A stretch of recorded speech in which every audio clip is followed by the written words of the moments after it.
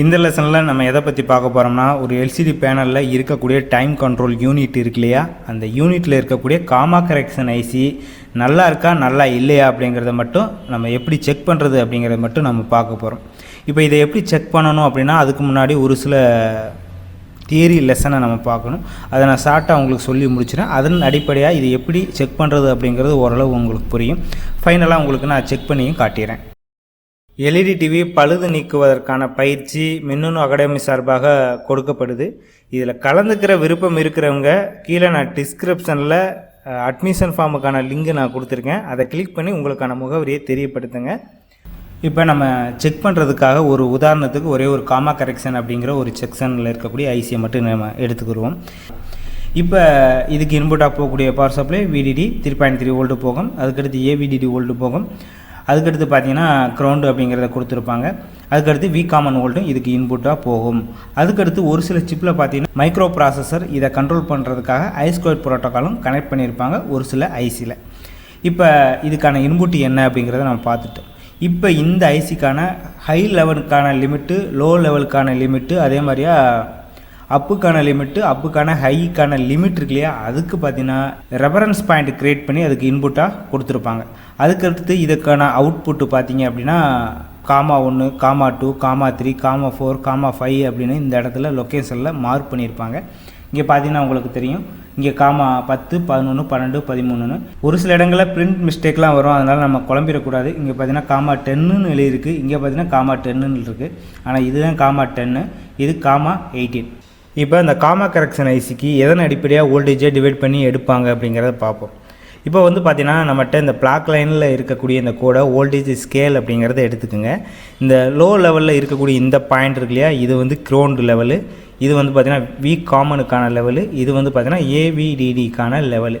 இப்போ வந்து பார்த்திங்கன்னா க்ரௌண்டு அப்படிங்கிறப்ப உங்களுக்கு 0 வோல்ட் வரும்.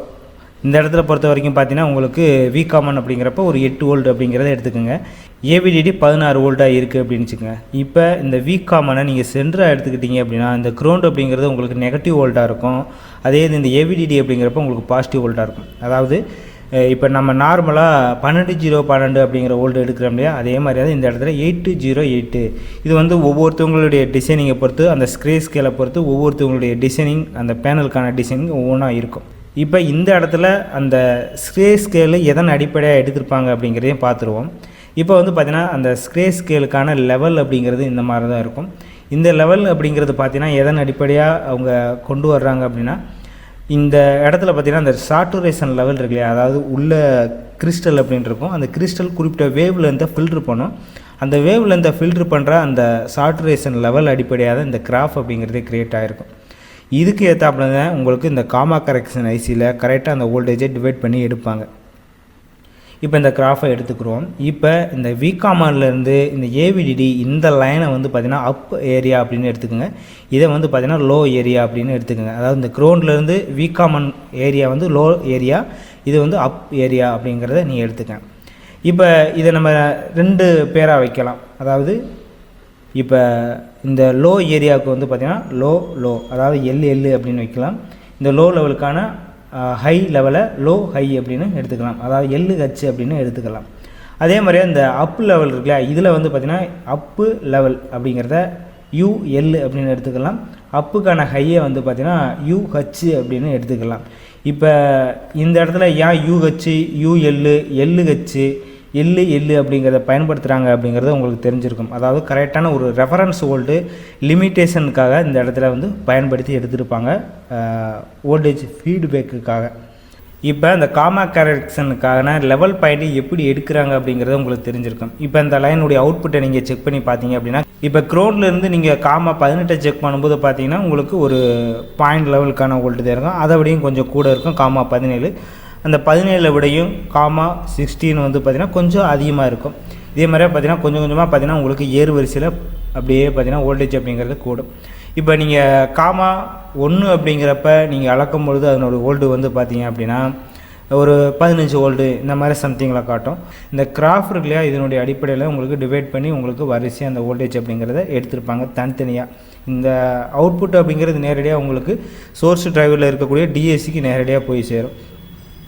இப்படி தான் எல்லா காமா ஐசிலையும் இருக்குமா அப்படின்னா கிடையாது. இதே மாதிரியே பிரின்சிபல் படி தான் அது ஒர்க் ஆகும்.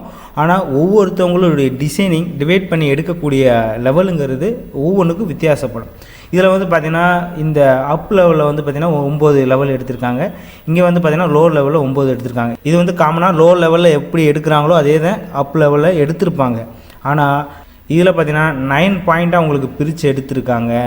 ஆனால் ஒரு சில இதில் வந்து பார்த்திங்கன்னா 8 இருக்கும், ஒரு சில இதில் பார்த்திங்கன்னா 5 தான் இருக்கும், ஒரு சில இதில் பார்த்திங்கன்னா வெறும் 4 தான் இருக்கும். இது ஒவ்வொருத்தவங்களுடைய பேனல் டிசைனை பொறுத்து ஒவ்வொன்றும் மாறிக்கிட்டே இருக்கும். அது அந்த சோர்ஸ் டிரைவரில் இருக்கக்கூடிய டிஎஸ்சியுடைய சர்க்யூட் டிசைனை பொறுத்து தான் இந்த இடத்துல யூஸ் பண்ணக்கூடிய அந்த காமா கரெக்ஷனுடைய டிசைனிங்கே இருக்கும்.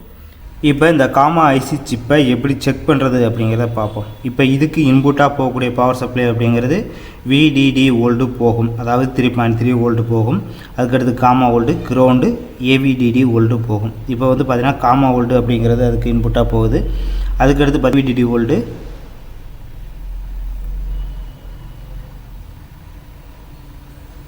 போகுது. அதுக்கடுத்து பார்த்திங்கன்னா AVDD வோல்டு பொறுத்த வரைக்கும் 17 வோல்டு சம்திங்கில் இதுக்கு போகுது. கிரவுண்டுங்கிறத இதில் கனெக்ட் பண்ணியிருப்பாங்க.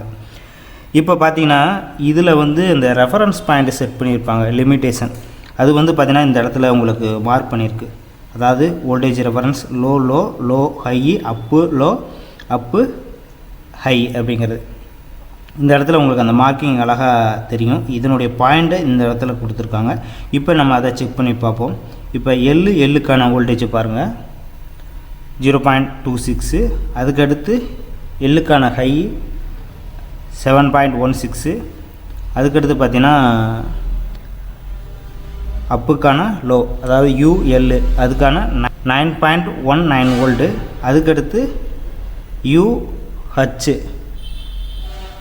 16.9 வோல்டு.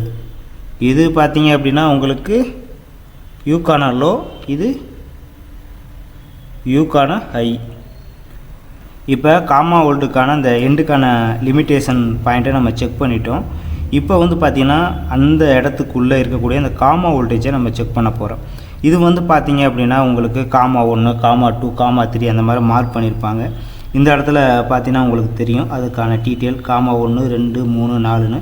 இது அப்படியே இங்கே வந்து பார்த்திங்கன்னா காமா 1, 2, 3, 4, 5 அதே வரிசைப்படி தான் இருக்கும். இங்கே வந்து பார்த்திங்கன்னா இது 10, 11 இங்கே அழகாக அது என்ன இடம் அப்படிங்கிறத இங்கே மார்க் பண்ணியிருக்காங்க.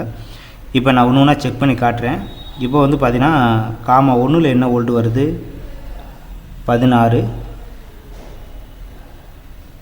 அதுக்கடுத்து காமா 2வை பொறுத்த வரைக்கும் 15. அதுக்கடுத்து 12.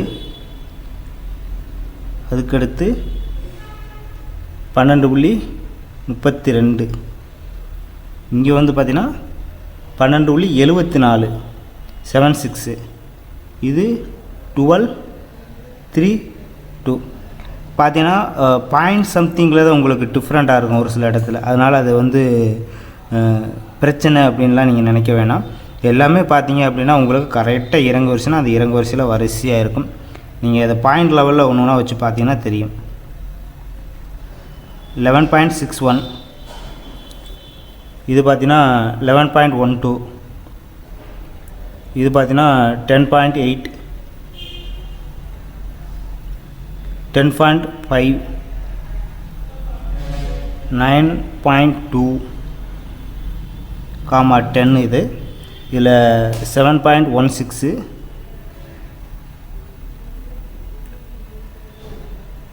6.29 5.45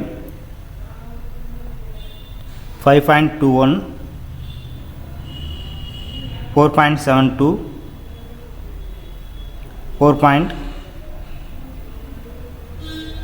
3.5 1.2 0.25 இந்த மாதிரி தான் பார்த்தீங்கன்னா உங்களுக்கு அந்த இதனுடைய அவுட்புட் பவர் வந்து உங்களுக்கு இறங்கு வரிசையில் இருக்கும். இது சொல்லப்போனால் ஒரு ரெகுலேட்டர் அப்படின்னே சொல்லலாம். இந்த ரெகுலேட்டர் அப்படிங்கிறது எதுக்காக பயன்படுத்துகிறாங்கன்னா இந்த சிப்பு, அதாவது சோர்ஸ் டிரைவருக்கும் அதுக்குள்ளே டிஏசி அப்படின்னு இருக்கும், அதாவது டிஜிட்டல் டு அனலாக் கன்வெர்ட்டர். அதுக்கு கரெக்டாக ஒரு பவரை ரெகுலேட் பண்ணுறதுக்காக இந்த காமா கரெக்ஷன் ஐசி அப்படிங்கிறது பயன்படுது. அதுக்கு கரெக்டாக பவர் சோர்ஸை கொடுக்கறதுக்காக இங்கே காமா கரெக்ஷன் அப்படிங்கிற இந்த சிப்பு தான் பயன்படுது.